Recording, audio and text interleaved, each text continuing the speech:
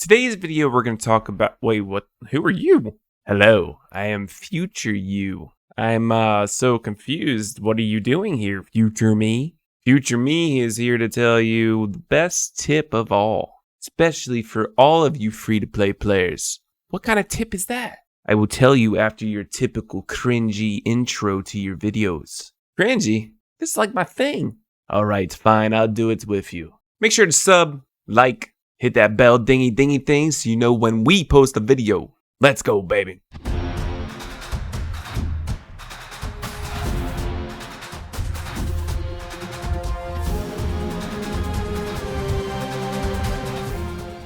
Tip of the day. This isn't the tip of the day that future me just told me. This is in regards to magic core, specifically faint magic core. Whenever you are in doubt of what to farm when you're away from your keyboard or away from your phone, when in doubt, just farm faint magic core. Speaking of, come to us. The only place to get 3-star green energy runes is through crafting, and it's with the hardest material to farm. And new players need 3-star energy runes for crafting. Please change these materials for the energy runes. But seriously, to farm faint magic core, just click on the blue GPS button and then always go to the very top one. If you are specifically looking for faint magic cores, that's in Tesca. That's when it starts dropping, and that's the only magic core that drops. All the other regions drop the other magic cores, so you're in the mix of the materials that get dropped from field creatures. The more you know. Alright, what future me told me is probably gonna poke a lot of bears. A lot of Discord rats. A lot of Jimmies. Karens alike. But if you're wondering about the title of the video, I'm going to tell you what future me said, and that was to focus your summoning on nat 5s for PvP only, especially if you're free to play. If you're a spender or a whale, yeah, you can get these natural 5-star PvE monsters. You know who they are. Wind Vampire Argon, Wind Polar Queen Tiana, Fire Vampire Vertihil. These 3 monsters make up the best 3 5-star team comp damage dealing elitist monsters in the game. Another great 5-star PvE monster, Brandy of Fire Polar Queen. Crazy damage. These are the monsters that'll top you on the DPS meter. They are amazing. However, do you really need them? Do you need to use your selective summon on some of these monsters? If one of their banners come up, do you mass summon on those? For a complete free to play, and that doesn't mean like passes or anything like that. If you buy passes, you're not free to play. I'm sorry. True free to play, no money spent, 0. You do not need these natural 5-star PvE monsters. You can get through all content, all the raids, Foggy Prison, White Shadow Castle, Boiling Waterfall, Twisted Marsh. You will be able to get through all of them with just 4-star monsters and 5-star monsters from the monster story. And if you build them good and invest in them, you can be competitive on the damage meters as well. In the beginning of the game, when there was only Foggy Prison, just like how the EU servers are right now, all I used in the beginning was Tion, Raccoony, and Shannon. I used Wind Orbia for the defense break and the damage taken up. I'm going to show you here what they can do. And we're facing a Basthead Argon combo. All I do is spam Tion's skills.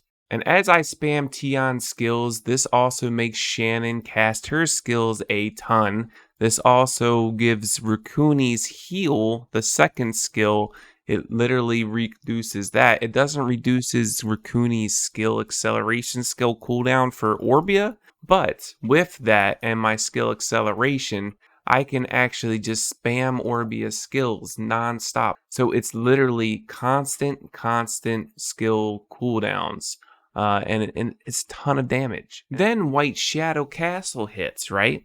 I used the same team here as well. I used this team comp all the way up until I got the Boiling Waterfall Naraka. This is when more mechanics came into play, with the Bremis phase and the OG Naraka shield phase, which got nerfed. And because Fire Raven was new at the time and he came out, I got him a natural 5-star damage dealer. who ignored shields, Bremis phase, etc. And there was a banner for it, and I always save for banners, so I pulled on the banner and I literally got like 4 Fire Ravens. So over time, I actually have him Awaken 15. And then I also finally pulled a Naomi, who's by far the best 4-star unit, until you pull Crow. And with Crow is amazing in guild raids, regular raids, world boss, mainly depending on your team comp and how many debuffs you have. And also because damage over time and heal block in Naraka, I started using Shushu. Again, Naomi, a 4-star win unit. Karambit, a 5-star monster story. Shushu, a light 4-star secret dungeon monster, which I was able to A15 just from the secret dungeon. So then I started using this team for Naraka and also for Twisted Marsh. The main reason future me told me not to focus Nat 5s on PvE and only on PvP. What he just made me realize is that the game came out November 3rd, 2022, and it's been 4 months and 2 weeks since the release, for North America anyway. We averaged through events and other things as completely free to play to max out 1 natural 5-star every month. I'm not counting Bastet and Ifrit events, because some people didn't start day 1, some people might start later. Out of 4.5 months, I only have about 4.5 Nat 5s maxed out. Bastet skills are maxed, but I mainly used the Bastet event to max skill her. She only has 2 Devilmons in her. Giggity. The other option people have was maxing out some kind of Ifrit from the Ifrit event. I have 129 shards from Wind Ifrit, so if you have a Theomars or Tessarian, you can max that out with the Ifrit pieces. Or you could have used some of those pieces to do exchange piece shop for the Nat 5 monsters that are the OP ones, which is the best way in my opinion for free to play. If you want the Argon or you want Fire Vamp or you want Wind Polar Queen, you get those monsters in the exchange pieces shop. You don't use your selective summon on them. And if a banner pops up, you don't do it as free to play. For those Nat 5s, for banners and for selective tickets and crap, you gotta go for PvP. Yeah, you might say you're not focused on PvP, right? It's free to play, I won't get anywhere in PvP. But you can. I rank top 30 at the end of the season every month. And if I really pushed arena tickets, I'd be top 30 every week. But if you say you don't push PvP, you should. You should be doing arena. You should be doing brawl. The rewards are way too much to pass up. As free to play, these crystals are huge. The only exception to this rule is any collaboration unit like this. For example, Water Narin Ha. But only if there's an event like this. This event has 5 Rift Soul Lanterns. But these are 5 natural 5-star Devilmons for the collaboration units only. But units like this, like Narin Ha and Wind Argon, they're just to maximize your damage, to improve them over time. You don't need them. Use 3 stars, 4 stars, and 5 stars for player versus environment PvE. But for banners, go PvP oriented. There's gonna be whales that beat you in damage in PvE. There's gonna be people telling you that you need certain natural 5-star units.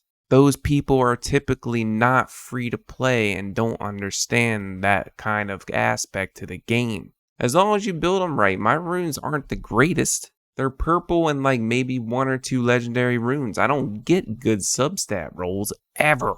I got better luck in the rolls for my summoner gear, but I'm still using purple gear. And that's it for today's video. You can build who you like. I'm not telling you that you need to build one person or don't build one person or whatever. But if you're a competitive free-to-play, complete free-to-play like me, where you always have to try to be the best, even when you're not the best, you still try to be the best. Focus your summoning, the banners, the altars. Focus on natural 5-star units for PvP. As always, if you like this video, sub, like, ding ding a bell. I'll see you in the next one. Peace!